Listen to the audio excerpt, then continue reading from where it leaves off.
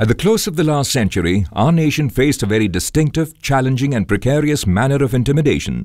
In 1999, the territorial integrity of the Indian nation was violated by Pakistan in the icy heights of the Kargil sector, with an aim to pressurize the Srinagar to Leh National Highway and force India to throw away the Siachen Glacier. The Indian Army responded by positioning superior ground forces in a phenomenal and record-breaking effort to teach the enemy a lesson by launching Operation Vijay. The initial targets chosen to be cleared were the Tiger Hill complex and Tololing Ridge, the deepest incursion of enemy and closest to the National Highway. On 23rd May, 18 Grenadier and 1 Naga regiment of the Indian Army assaulted the enemy on Tololing Ridge, but accurate and deadly enemy fire brought the Indian attack to a grinding halt by the 24th. It was at this juncture the IAF was called in to commence its close air support campaign in Kargil. The dedicated helicopter gunships of the IAF were not able to operate effectively in the rarefied air of the Kargil sector. Service ceiling of heavy-duty gunship helicopter Mi-35 was limited to 10,000 feet, while the occupied heights at Kargil were at 15,000. In a first of its kind, a decision was taken by the IAF to convert its troop-carrying workhorse, the Mi-17 helicopter, into an attack gunship. It was the only IAF helicopter capable of operating between 10 to 18,000 feet with some manner of ordnance. At those heights, it could carry 4 UB-32 rocket pods with S-5 57mm rockets.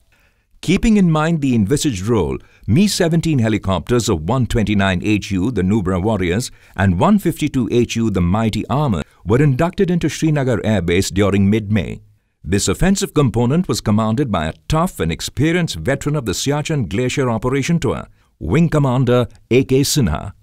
They had arguably the most difficult task of the air assault operation to undertake: move at precariously low operational speeds whilst training their machines to hang on in thin air, face the gauntlet of enemy anti-aircraft effort and stay focused enough to engage and destroy the enemy.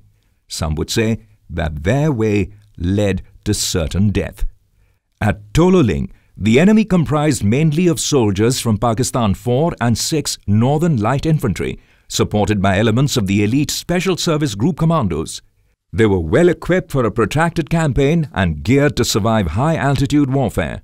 Their formidable arsenal consisted of Dushka and KPVT heavy machine guns. All Pakistani fortified Sangar complexes had at least a couple of these belt-fed guns, which were formidable anti-aircraft weapons, beside being infantry killing machines.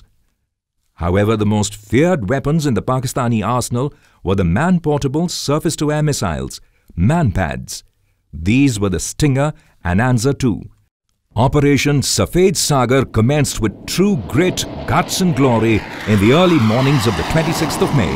The IAF commenced full-fledged rocket and bomb attacks against enemy positions, starting with MiG-21 and MiG-27 fighter jets, shortly followed by the Mi-17s. The Indian Army soldiers fighting on the icy heights had a new savior. The air reverberated with the radio calls of "Rockets away!" The air attacks followed a similar profile on 27th May, and that's when the first of the SAMs were encountered over Tololing. The Indian helicopter's survival lay in the infrared flares being integrated, which were used to deflect the heat-seeking SAMs from their targets. But the question was there enough supply of the same to equip all the Mi-17s? At 0200 hours on the 28th of May, preparation and arming of the 4 Mi-17s for the planned assault for the morning had been done. Nubra 1, 2, 3 and 4, a 4-aircraft formation, was at the launch pad. The target was point 5140, the most well-defended enemy-held position, with covering anti-aircraft fire zones from the Tololing top as well as point 4590. Wing Commander Sinha was Nubra leader. However, Nubra formation had a problem. The IR flare dispensing system on board Nubra 3 was not functional. Sinha advised the pilot of Nubra 3, Flight Lieutenant S. Muhilan, to stay on the ground. But a charged-up and overtly brave Muhilan was not the one to back out. The flight commander of 152HU, squadron leader Rajiv Pundhir, volunteered to fly as the co-pilot along with Muhilan. The whole formation vowed to deliver their most devastating blow right in the enemy's lair at height 5140. Their fighting ethos were to be tested soon.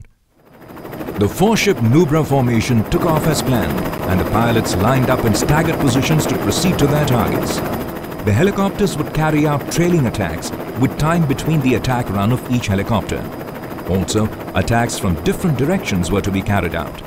They had, however, been spotted well in advance by the Pakistani defenders. The stream of hot lead followed the attack run of Nubra 1, who, unshaken, released his salvo of rockets on the Pakistani positions. The enemy started shooting off SAMs, and Sinha spotted a couple of them which flew past him due to the deception of the IR flares and sheer good luck. He ducked towards the safety zone of the Bhimbatnala and saw Nubra 2 move in and carry out a well-executed rocket attack. Sinha was, however, worried about Muhilan and Pundhir in Nubra 3 as he saw a barrage of SAMs flying around in the air. Nubra 3 continued onto the target, dodging the initial fusillade of fire and a couple of SAMs which missed the helicopter. Over the target, Nubra 3 fired all its complement of rockets, which landed over the target in an effective manner. The NLI commander at point 5140 shouted for all SAM launchers to fire at will.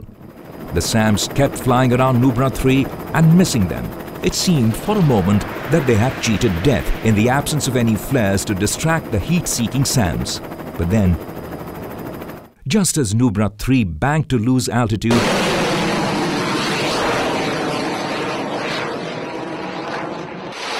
was struck by a Stinger missile. Nubra 3 was engulfed in flames and hit the valley floor before breaking apart. Meanwhile, Nubra 4 carried out his attack and ducked in to commence the exit maneuver. Sinha watched the whole scene in grim silence and saw his worst fears coming true. As he radioed the formation to extricate as planned, his mind was overwhelmed with grief and the realization of the sacrifice and selfless bravery of the Nubra 3 crew.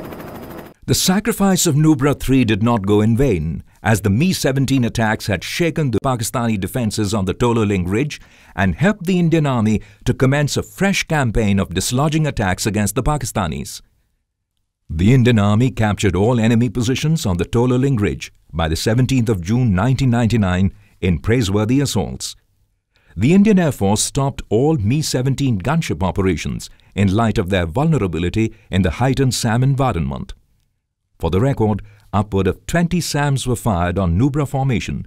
This event depiction pays homage to the selfless courage of all pilots of the Mi-17 gunship formations from 129 and 152 HU who took part in the rocket attacks in Kargil Theatre of Operation 1999.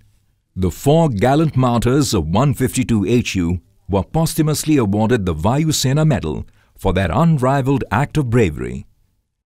They all knew that they faced certain death in light of their system limitations, but they chose to carry on the mission in the finest traditions of the Indian Air Force.